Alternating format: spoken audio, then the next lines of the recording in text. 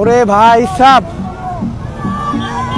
এই যে দাঁড়াইতে পারবো না, দাঁড়াইতে পারবো না, সামনে সামনে সামনে সামনে, দাঁড়াইতে পারবো না দাদা, দাঁড়াইতে পারবো না, দাঁড়াইতে পারবো না, দাঁড়াইতে পারবো না, দাঁড়াই সামনে সামনে সামনে, এই জায়গায় দাঁড়ানো নিষেধ, দাঁড়ানো নিষেধ, দাঁড়ানো নিষেধ, দাঁড়ানো নিষেধ, দাঁড়ানো নিষেধ, দাঁড়ানো নিষেধ, দাঁড়ানো নিষেধ, দাঁড়ানো নিষেধ।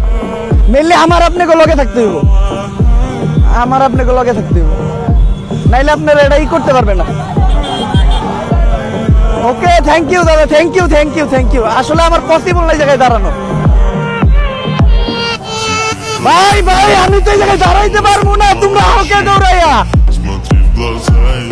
ভালো আছেন ভাই? আমি তো এই জায়গায় দাঁড়াইতে পারবো না, তোমরা ওকে কেমনে দাঁড়াবো ভাই?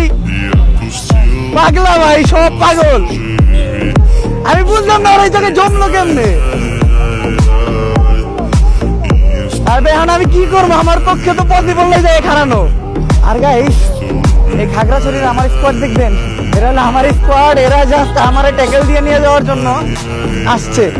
এত আর্মি, এত প্রোটেকশন, কিচ্ছু মানতেছে না এরা। এরা পুরো ক্রেজি, এরা কারোর কথা শুনতেছে না। এরা সকাল থেকে দাঁড়ায় আছে জাস্ট আমার একবার দেখতে।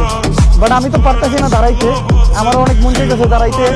ওরা এত কষ্ট করতেছে, এতজন মানুষ ছিল, কিন্তু আসলে আমি তো নিয়ম ভাঙতে পারবো না। ওই জায়গায় দাঁড়াইলে আমার জন্য পিছের গাড়িগুলোর প্রবলেম হবে, কারণ পোলাপান অনেক বেশি। তো আমার ডিরেক্ট খাগড়াছড়ি যেয়ে ব্রেক দিতে হবে। তাহলে আমাদের এই জায়গায় একটু ব্রেক দিচ্ছিল, সেই জায়গায় থামলাম। আর অনেকগুলো বাইক আমাদেরকে ফলো করতে আসছে। আসলে আমার কিছু করার ছিল না, আপনারা আমার অফ করে দিয়েন। আমি যদি পারতাম আমি অবভিয়াসলি দাঁড়াইতাম। তারপরে অনেকে আসছে, যারা আমাদের প্রশাসনিক নিষেধ ছিল, আমার স্পেশালি দাঁড়াইতে মানা করছে। তো সরি দাদা, আমার পক্ষ থেকে সবাই জানাই দিও যে আমি সরি। আসলে আমার কিছু করার নেই, আমার রুল দিয়ে।